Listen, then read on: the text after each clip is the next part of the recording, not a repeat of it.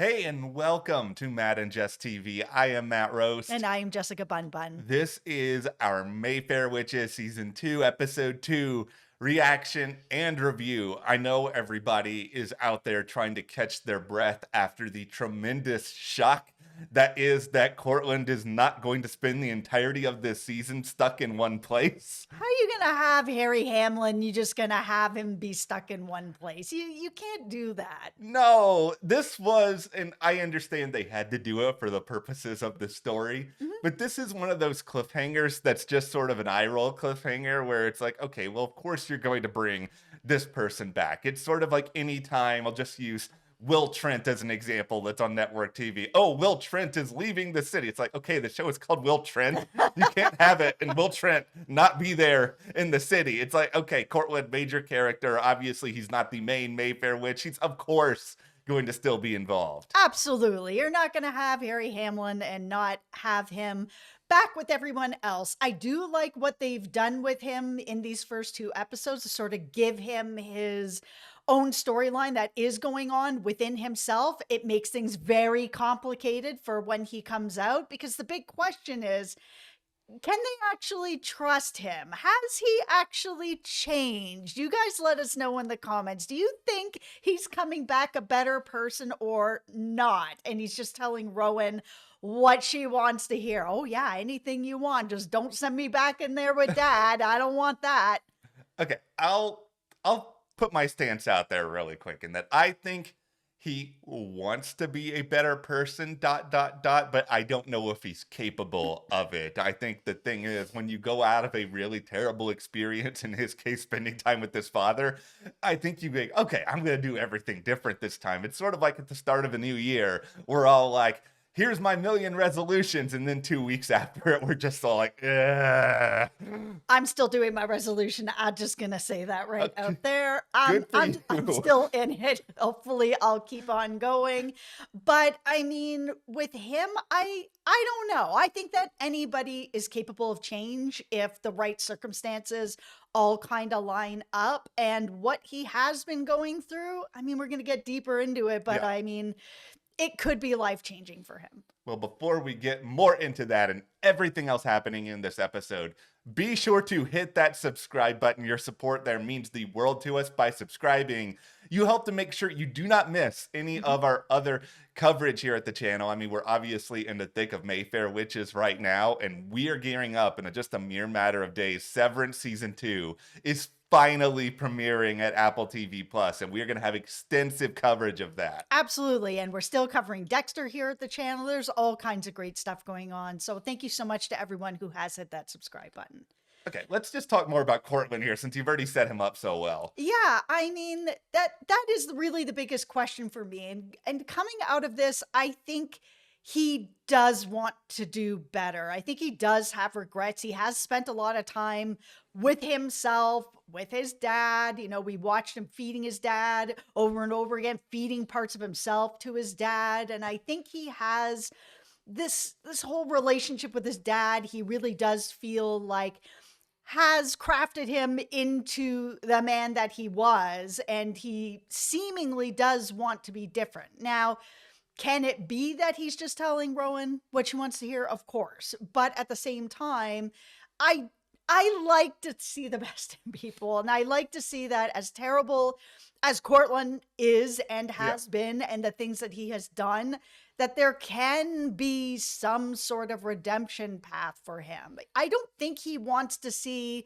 his whole family just wiped out, unless, let's put on the tinfoil hat. Early. All right, let's do it. He's claiming that he does not know what Lasher wants, but he might. And he might be being paid for it with some sort of other powers besides sort of immortality, that he is going to get something else out of this if he wipes out the rest of his family. If he does know what Lasher is up to, and this is a big if, I hope it is what you're saying here and not some sort of a I'm the chosen one, I'm the only one who can take him down sort of nonsense, where it would reveal something bad about him if everybody else knew what he knew about Lasher. Like, okay, I don't need this. to be that complicated. I need it to just be, okay, either this is a straight one for one deal where Cortland's getting something, or he is actually clueless and that this is a quote unquote redemption tour for this guy. Yeah, I mean, here's the big thing. Rowan has brought him out to Yeah. get him to put together one of his famous parties, get all the Mayfairs together in one place because Lasher is out there doing the most. He is taking out Mayfair family members all over the place. We lost Gifford, who is a cousin. We saw her doing cards. And I just got to say right Mhm. away, like, seeing her at the beginning doing the cards, I was like, please don't pull the death card. I mean, it's every show always pulls that card, and it does not mean what people think that it means. And I think that's probably why they use it, because it's feels like such an ominous card, Yeah. but really it's just a card of change. And instead, she pulled out the 10 of swords, which is also sort of a change card. It's about hitting rock bottom and utter defeat, but it can be seen as, okay, you've hit rock bottom. It's time to shift. It's time to change. It's time to do something different. And we do know that something different is coming in. Lasher is now in a human form, Yeah. and he doesn't know why consciously he is being drawn to the Mayfairs where he's going, being with them, and then they're dying. And he doesn't know what he's getting from it. He doesn't know why it's happening.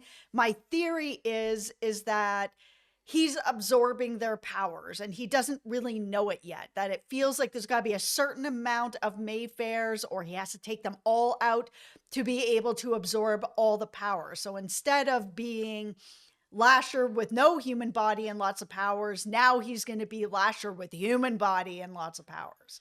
I think the big concern that everyone should have here about Lasher is that this was all some sort of pre-planned idea from non-human Lasher, that he knew way back when that it would probably take a long time for him to get his memories back, but that there Mhm. could be somehow a way for this Lasher to get his memories back. Maybe when he meets a certain threshold of power, it all kind of starts coming to rush back into him, and Mhm. then he knows what exactly is going on here. Because if that is the case, I just got to continue to side eye Rowan here, who I still am so unbelievably frustrated about this character. Where it's like, I know what you were getting out of this, but how do you not think all of this stuff through? I know you're kind of still new to being a witch, but it is just like, this is a huge mistake that you have made. I think for her as a doctor, and this is where we get into sort of her witchy side and her Yeah. human side that are coming together. I think that moment that she was able to sort of cure that young child of cancer, that was a moment where she was like, oh my God, I can make a real difference. As a doctor, I can do some stuff. But as a witch, I can actually cure people. I can take this away. I can Yeah. take away, somebody losing their child. This is for good. And I think she's really convinced herself of that. And that's why, for me, I think the most important character that has been introduced is Lark. So Mhm. Lark has done the blood comparison. It's come back non-human. He's come out to see her. I think Rowan having just a purely human friend around that doesn't have any powers is something that can kind of remind her that as a human with no powers, you can still do good. You can still work towards better things. And while you might not be able to, wave a magic wand and cure cancer, you can still make strides towards it because Rowan is just one person. So even Yeah. though she does have this ability, she doesn't have the ability to, go around the world just curing everybody. That's not really what's going to happen or what can happen. She can't spread herself out like that. But as someone who is still a doctor and doing her best, she can help more patients that way. And I think having someone who is human there to remind her that as a human, she can still do this stuff might be the thing that gets her to the point where she's like, okay, I have to let this go and Lasher has to go. Okay.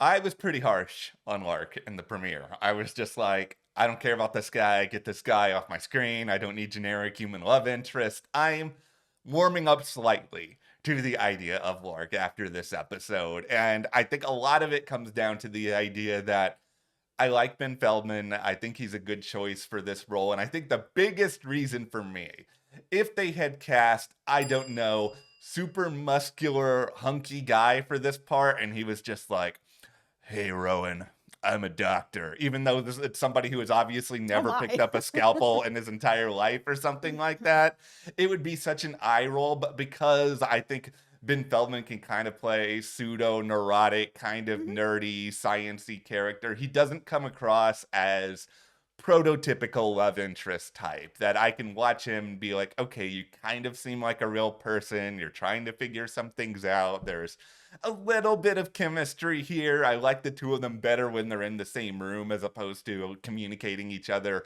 from afar. I think in the right dosage, this can work this season. Yeah, I know he's been brought in for a love interest. I can feel it Yeah. already. That's brewing. He's like, hey, you want to come out? Like, I get it, and I'm not here for that. I want to see Rowan with Sip, but that's fine. Yeah. Sometimes shows like to do this where we all want her with one person, but she has to go on this other journey to get back to the person she's meant to be with. We've seen that format so many times on so many shows. That's fine. He Yeah. can be the boyfriend for now, but I feel like he's there for a greater purpose, which is that he is human and he will be able to kind of show Rowan that being human, you still have power within yourself to help people and do things.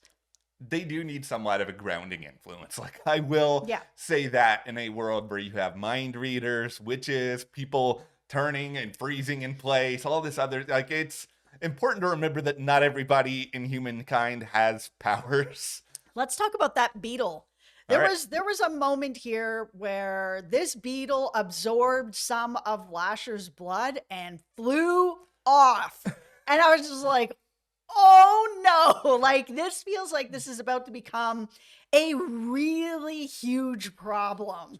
Anytime you have anything absorbing something's blood and then going off, it's hard to say as somebody who's not familiar with the books, like where all of that is Right. going, but it does feel like this is clearly something that is going to start transferring over. There's going to be some problems that are a lot more massive in scale. And I think this is where the big part of Rowan's I want to heal the world strategy is going to kind of come to a head where it's like, all right, well, good luck, Rowan, because you deciding to bring Lasher into the world. Now everybody's going to have a problem, and you just one person. You cannot clone yourself with your magic, as far as I know, 1,000 times and go and heal everybody. Yeah, I'm really curious how this beetle is going to change things, like bring this around to other people or other animals.